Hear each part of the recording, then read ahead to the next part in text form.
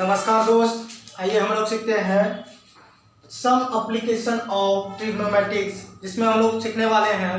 क्या सीखने वाले हैं? हाइट एंड डिस्टेंस के बारे में हम लोग जानेंगे।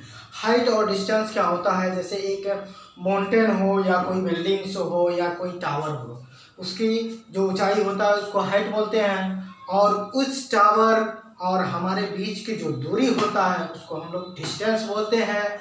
और जो वह शिखर जो उस शिखर की ओर हमारी आइस जो देखता है, उससे जो बनने वाली रेखा वो क्या बोलते हैं? लाइट ऑफ साइट बोलते हैं। वह जो लाइन होता है उसको बोला जाता है इमेजिनरी लाइन होता है। केवल हम लोग उसको क्या कर सकते हैं? उसको इमेजिनरी महसूस कर सकते हैं। काल्पनिक रेखाएं होती हैं, उसको हम लोग रेखा ऐसे नहीं बोल सकते हैं, ये हम लोग देख नहीं सकते हैं, लेकिन उसको रेखा बोलते हैं। कैसे? या हम लोग वो क्या करेंगे, उस वेल्डिंग में कोई क्या काइट्स यानी कि काइट पतंग को लटका देंगे, उसके डोर हम अपने हाथों में रखेंगे तो वह क्या बनेगा? एक लाइन बनेगा वहाँ से हमारे हाथ तक के बीच। ठीक है, उसे ऐसे ही लाइन को क्या बोलते हैं हम लोग? लाइट ऑफ साइट बोलते हैं। ठीक है, आइए इसी के साथ हम लोग पढ़ते हैं हाइट एंड डिस्टेंस, और इसके जो छोटी छोटी कॉन्सेप्ट है, इस कॉन्सेप्ट को क्लियर करेंगे। यह कॉन्सेप्ट बहुत सारे बच्चे बोलता है कि हम इस सारे सवाल को हम लोग सॉल्व नहीं कर पाते हैं या हमें समझ में नहीं आता है। तो देखिए, आज के बाद आपको ऐसा नहीं होगा, और आज के बाद से आपको यह जो है एप्लीकेशन है, ये कोई सवाल नहीं है, इसको एप्लीकेशन के रूप में व्यक्त किया गया है। और इस एप्लीकेशन का जो हाइट एंड डिस्टेंस निकालेंगे वह रेशियो मेथड से निकालेंगे। रेशियो मेथड क्या होता है? Sine cos, tan cot, sec cosec, ये सारी इसके क्या है? रेशियो मेथड के अकॉर्डिंग में हम लोग ट्रिग्नोमेट्रिक्स में अलग अलग एंगल्स निकाले हैं, उसके अकॉर्डिंग में हम लोग यहाँ पर निकालेंगे। ठीक है, चलिए आइए हम लोग स्टार्ट करते हैं। क्या है ये? Height and distance. क्या है? Height and distance. ठीक है, हाइट एंड डिस्टेंस। अब हम लोग यहां से देखते हैं, एक फिगर बनाते हैं। यहाँ से पहले देख लीजिए, मान लीजिए यहाँ कोई व्यक्ति है, यहाँ एक व्यक्ति है, एक व्यक्ति यहाँ है, और एक व्यक्ति कहाँ पर है? यहाँ पर है। एक व्यक्ति यहाँ पर है। इस तरीके से यह व्यक्ति इस व्यक्ति को देखा। ठीक है, इस तरफ देख, एक लाइन बनेगा, देखेंगे तो लाइन बनेगा। ठीक है, और ये व्यक्ति कहाँ पर है? एक शिखर पर है। ये कोई टावर हो या कोई बिल्डिंग हो या माउंटेन हो। ठीक है, इस तरीके से वह व्यक्ति यहाँ से देख रहा है। ये व्यक्ति इस व्यक्ति को देख रहा है, देखा इस व्यक्ति को, तो इस व्यक्ति का यहाँ से यहाँ तक के बीच की दूरी होगा, कुछ दूरी तो होगा, चलो, है ना? ये क्या होगा? इसके बीच की कुछ दूरी होगा। क्या होगा ये? इसके बीच की कुछ दूरी होगा। यह दूरी को क्या बोलते हैं?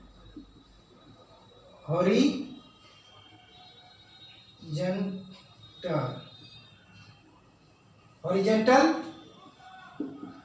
लाइन बोलते हैं। और ये इस लाइन को क्या बोलते हैं? लाइट ऑफ साइट बोलते हैं। इस लाइन को क्या बोलते हैं? Light of site. ठीक है, समझ में आ गया होगा। ये क्या है? ऑब्जर्वर है। ये क्या है? ऑब्जर्वर है। और ये क्या है? ऑब्जेक्ट है। ये क्या है? ऑब्जेक्ट है, ये देख रहा है। और light of site and horizontal line के बीच जो बना कोण, ये कोण, इस कोण को क्या बोलते हैं? इस कोण को हम लोग बोलते हैं एंगल्स ऑफ एलिवेशन।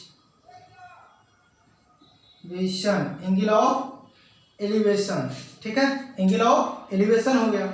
इसी को हिंदी में नाम बोलेंगे उन्नयन कोण। क्या बोलेंगे? उन्नयन कोण। अब आपको समझ में आ गया होगा, क्या बोलेंगे इसको, उन्नयन कोण। ठीक है। अब इसको केवल इसको चेंज करते हैं, इसको हम लोग फिर क्या बनाते हैं, इसको ऑब्जेक्ट बोलते हैं। इसको क्या बोल देंगे, इसको अगर ऑब्जेक्ट बोल देंगे, ये व्यक्ति को ऑब्जेक्ट है, ठीक है। और इसको क्या बोलेंगे, इसको बोलेंगे ऑब्जर्वर। अगर इसको ऑब्जर्वर बोलेंगे, ये व्यक्ति इस व्यक्ति को देख रहा है। ये व्यक्ति कहाँ पर है, शिखर में है। कहाँ पर है, शिखर में खड़ा है। तो वहाँ से उससे कहाँ देखना है, नीचे देखना है। नीचे की तरफ देखेंगे तो क्या करना पड़ेगा, हमें अपनी आइज को डाउन करना पड़ेगा। डाउन करना पड़ेगा, डाउन करके हम देखेंगे तो डाउन से हमको समझ में आएगा। डाउन से मतलब समझ में आएगा, डाउन मतलब हुआ नीचे। डाउन करेंगे तो नीचे होगा, तो नीचे करेंगे तो यहाँ से एक लाइन इधर भी होगा, समांतर होगा। जैसे ये लाइन इधर समांतर है, ठीक है। ठीक इसके समांतर होगा, बढ़ाइए।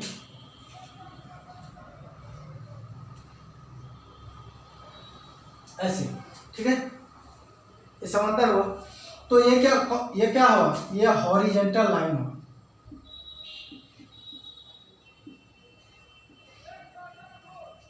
हॉरिजेंटल, ठीक है, हॉरिजेंटल लाइन हुआ। हॉरिजेंटल लाइन और लाइट ऑफ साइड, इनसे जो बना यहाँ कोण जो बनेगा, ये कोण थीटा जो कोण बन रहा है, ये थीटा कोण जो बन रहा है, ये थीटा कोण को क्या कहेंगे, इस कोण को क्या कहेंगे, एंगल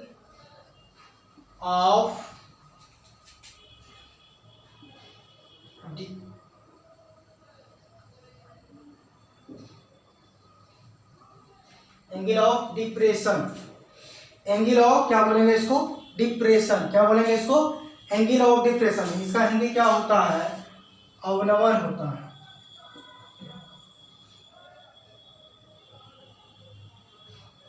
अवनमन कोण,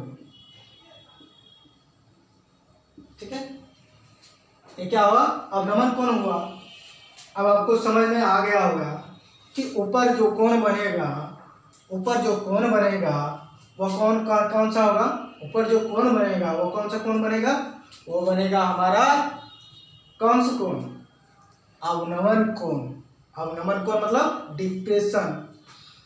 एंगल ऑफ डिप्रेशन मतलब हमें ऊंचाई से किसी नीचे की ओर या कोई ऑब्जेक्ट को देख रहे हैं तो हमारे आइज को क्या करना पड़ेगा, डिप्रेशन देना पड़ेगा, डाउन करना पड़ेगा, नीचे की ओर देखना पड़ेगा, ठीक है। और जब हम नीचे से कोई वस्तु को, यानी कि मैं ऑब्जर्वर, कोई टावर के ऊपर में काई पतंग है, तो हमें उसको देखने के लिए, यानी उस ऑब्जेक्ट को देखने के लिए क्या करना पड़ेगा, आइज को ऊपर करना पड़ेगा, ऊपर की ओर देखना पड़ेगा। तो उसको क्या बोल देंगे, उसको बोलेंगे एंगल ऑफ एलिवेशन बोलेंगे। एंगल ऑफ एलिवेशन अवनमन कोण, ठीक है। यहाँ तक कॉन्सेप्ट क्लियर हो गया होगा। तो देखिए इसी को मैं थोड़ा सा कॉन्सेप्ट क्लियर कराता हूँ। मान लीजिए दो समांतर रेखा है, दो समांतर रेखा है, उसे क्षैतिज रेखा एक काटती है, ठीक है। क्षैतिज रेखा जैसे काटे हैं तो यह कोण, जैसे यह कोण हुआ और यह कोण आपस में इक्वल होगा। क्या होगा, आपस में इक्वल होगा। और जितना ये कोण बनाएगा और उतना ही ये कोण भी बनाएगा, ये भी आपस में क्या होगा, इक्वल होगा, ठीक है। इसी के अकॉर्डिंग में मैं आपको इसको समझाने का कोशिश कर रहा हूँ और आप इसको समझिए, ठीक है। अगर ये कोण को हम लोग मानेंगे 120 डिग्री का कोण बन रहा है तो ये भी कोण कितना बनेगा, 120 का ही बनेगा। अगर ये, अब आपको मालूम है कि ये जो बनेगा, एक सर्कल कितना होता है, सर्कल, एक सर्कल का एंगल कितना होता है, 360 डिग्री का होता है। अगर उसका हाफ बनाएंगे तो कितना होगा, 180 का होगा। 180 होने के लिए क्या करना पड़ेगा, यहाँ कितना लेना पड़ेगा, तो यहाँ 60 लेंगे। 60 लेंगे तो कितना हो जाएगा, 180 हो जाएगा। तो जब आपको मालूम है इस बाह कोण और इसके अंतर, इसके बाह कोण इसके भी बाह कोण के इक्वल होगा, तो ये भी 60 डिग्री का कोण बनाएगा, आपको मालूम है। ठीक है, इसी के अकॉर्डिंग में मैं समझाना चाहता हूँ, अगर ये ऊपर में भी बनाते हैं तो भी हम लोग उसको क्या करते हैं, जब भी हम लोग हाइट एंड डिस्टेंस के सवाल को सॉल्व करते हैं तो उसको नीचे की ओर लिखते हैं। ठीक है, इस तरीके से मैं आपको दिखा रहा हूँ, यहाँ से देख लीजिए, जैसे यहाँ से, ठीक है, जैसे ये ले लीजिए,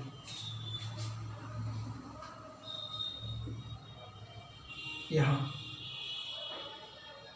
ठीक है, ये जो कोण बन रहा है, ये कोण जो बन रहा है, ये कोण थीटा जो बन रहा है, ये थीटा कोण कौन सा है, ये थीटा कोण क्या है, एंगल्स ऑफ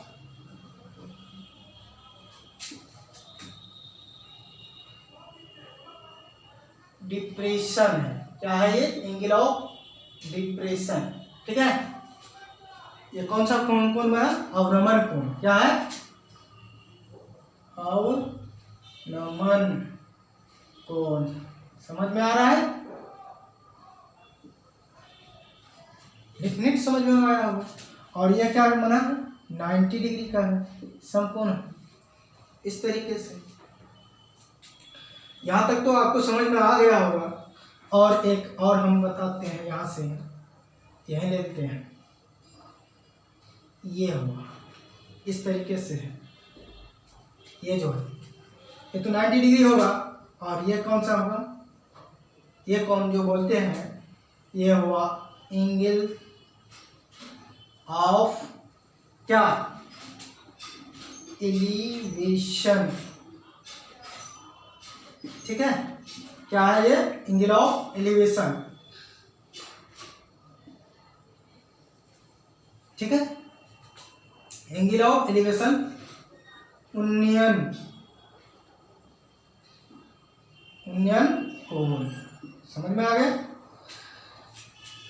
ये इसका कॉन्सेप्ट था, ये इसका क्या है, कॉन्सेप्ट है। ठीक है, अब आइए थोड़ा और मैं समझा देता हूँ।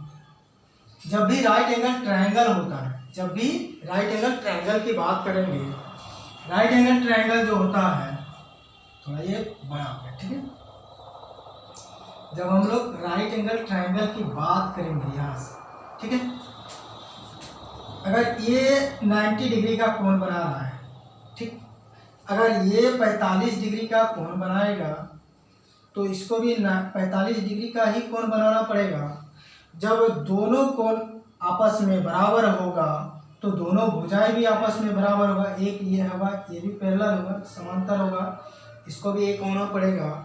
तो तीसरा भुजा जो होगा वो कितना होगा, √2 होगा। इसके साथ ये किसके अकॉर्डिंग में होता है, ये पाइथागोरस थ्योरम के अकॉर्डिंग में होता है कि समकोण त्रिभुज कब होता है, दो भुजाओं का योग तीसरे भुजाओं के योग के बराबर हो तो उसे समकोण त्रिभुज बोलेंगे। ये इसका कॉन्सेप्ट था, एक कॉन्सेप्ट हो गया। यहाँ से दूसरा कॉन्सेप्ट, फिर मैं छोटी छोटी कॉन्सेप्ट को पहले क्लियर कीजिए, आपको ये सवाल बनाने में बहुत ही आसान लगेगा। ठीक है, अब देखिए, अगर ये समकोण त्रिभुज, ठीक है, हो गया, ये तो 90 डिग्री है। अगर ये कोण को हम 60 डिग्री मान लेंगे, ये कोण को अगर 60 डिग्री वैल्यू मान लेंगे तो इसको कितना होना पड़ेगा, 90 होने के लिए, तो इसको 30 डिग्री का होना पड़ेगा। कितना होना पड़ेगा, 30 डिग्री का होना पड़ेगा, तब इस कोण के योग के बराबर होगा। और इसके भुजाओं, दोनों भुजाओं का योग तीसरे भुजाओं के योग के बराबर होगा। ये किसके अकॉर्डिंग में होगा, पाइथागोरस थ्योरम के अकॉर्डिंग में होगा। अगर हम इसका वैल्यू कितना मान लें, 4 मान लेते हैं और इसका 3 मान लेंगे तो इसका वैल्यू कितना निकलेगा, 5 निकलेगा। तो यह फुलफिल किसको कर रहा है, पाइथागोरस थ्योरम को। इसके अकॉर्डिंग में ऐसे त्रिभुज को क्या बोलते हैं, राइट एंगल ट्रायंगल बोलते हैं। ठीक है, क्या बोलते हैं इसको, राइट एंगल ट्रायंगल बोलते हैं। तो आपको ये समझ में आ गया होगा कि इस तरह का त्रिभुज जो यहाँ कोण बनाता है ऊपर में, यानी कि क्या होगा, हमारे आइस को डाउन करना पड़ेगा। डाउन करेंगे तो मतलब क्या होगा, हमारा कोण जो बनेगा वो ऊपर में बनेगा। और जब हम लोग हाइट की ओर देखते हैं तो हमारे आइस को ऊपर करना पड़ता है। तो आइस जब हम ऊपर करेंगे तो हमारा कोण कहाँ बनेगा, नीचे की ओर बनेगा, जिसको एंगल ऑफ एलिवेशन बोलते हैं, या उन्नयन कोण नीचे की ओर बनता है।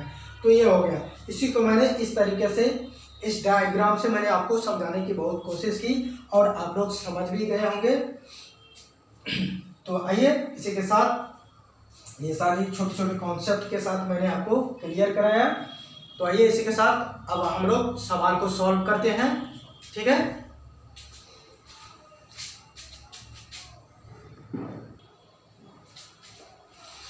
तो आप हम लोग सवाल को सॉल्व करते हैं। यहाँ दिया हुआ है त्रिभुज ए बी सी में कोण ए बराबर 90 डिग्री, ए बी बराबर 12 सेंटीमीटर और ए सी बराबर 4√3 सेंटीमीटर तथा कोण बी ज्ञात करें।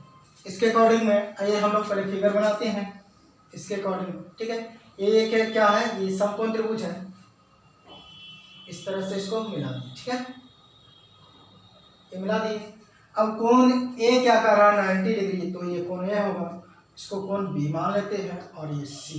ठीक है, अब हमको फाइंड आउट क्या करने के लिए कहता है, कोण बी फाइंड आउट करने के लिए कहता है। तो इसके अकॉर्डिंग में ये क्या हो जाएगा, ये परपेंडिकुलर हो जाएगा, ये क्या हो जाएगा, सॉरी ये क्या हो जाएगा, ये कोण परपेंडिकुलर हो जाएगा, ये क्या हो जाएगा, इसका बेस हो जाएगा। क्या हो जाएगा, ये बेस हो जाएगा, ये परपेंडिकुलर हो जाएगा। ठीक है, इसके अकॉर्डिंग में, इसके अकॉर्डिंग में। ठीक है, समझ में आ रहा है। और सॉरी ये इसका क्या हो जाएगा, बेस हो जाएगा और ये परपेंडिकुलर हो जाएगा। ये क्या हो जाएगा, परपेंडिकुलर हो जाएगा। कैसे, इस कोण के अकॉर्डिंग में, इस कोण के अकॉर्डिंग में ये परपेंडिकुलर हो जाएगा। परपेंडिकुलर कितना है, यहाँ लंब क्या है 4√3 और ये क्या है, बेस कितना है 12 सेंटीमीटर, 12 सेंटीमीटर ये है। ठीक है, ठीक है, यहाँ से अब हम लोग सॉल्व करेंगे। तो हमको फाइंड आउट क्या करने के लिए कहता है, कोण बी। तो यहाँ से लिखेंगे, माना कि ए बी सी एक क्या है, त्रिभुज है। ठीक है, क्या है, ये त्रिभुज है। तो tan बी निकालने के लिए कहता है, tan बी निकालने के लिए कहता है। तो tan बी बराबर क्या होता है, लंब बटा आधार होता है। क्या होता है, आधार होता है ना, ये आप जानते हैं, है ना। तो देखिए लंब कितना है, लंब ये है यानी कि P और ये बेस, परपेंडिकुलर बेस। ठीक है, इसके अकॉर्डिंग में तो यह क्या हो जाएगा, यहाँ हो जाएगा 4√3/12 हो जाएगा। तो इसको कैंसिल आउट करेंगे, 3 से कैंसिल हो जाएगा। तो tan b इक्वल टू √3/3। तो बाय क्रॉस मल्टीप्लिकेशन कराएंगे, किससे, √3 से कराते हैं। तो tan b इक्वल टू क्या हो जाएगा, √3 × √3 3 हो जाएगा, अपॉन 3 × √3 ये कैंसिल आउट हो जाएगा। तो यह tan b बराबर क्या हो जाएगा, 1/√3 हो जाएगा। तो b बराबर क्या हो जाएगा, tan 1/√3। तो b बराबर हम लोग जानते हैं tan 1/√3 कितना होता है, 30 डिग्री का वैल्यू होता है। तो कोण b बराबर कितना हो गया, 30 डिग्री हो गया। ये हुआ हमारा आंसर। ठीक है, इसी के साथ अब हम लोग आज का वीडियो यहीं से स्टॉप करते हैं। अब हम लोग आगे इसका सवाल बनाएंगे एक एक करके पोर्शन के साथ, बेसिक तरीके से भी समझेंगे और शॉर्ट तरीके से भी समझाएंगे। आज आपका वीडियो यहीं तक स्टॉप करता हूँ आज। और आप मेरे वीडियो को देख करके जो कुछ भी समझ में आया हो तो हमें लाइक कमेंट करके बताइए, शेयर कीजिए और सब्सक्राइब कीजिएगा, जिससे कि मुझे भी कुछ मोटिवेशन मिलेगा। इसी के साथ जय हिंद, जय भारत।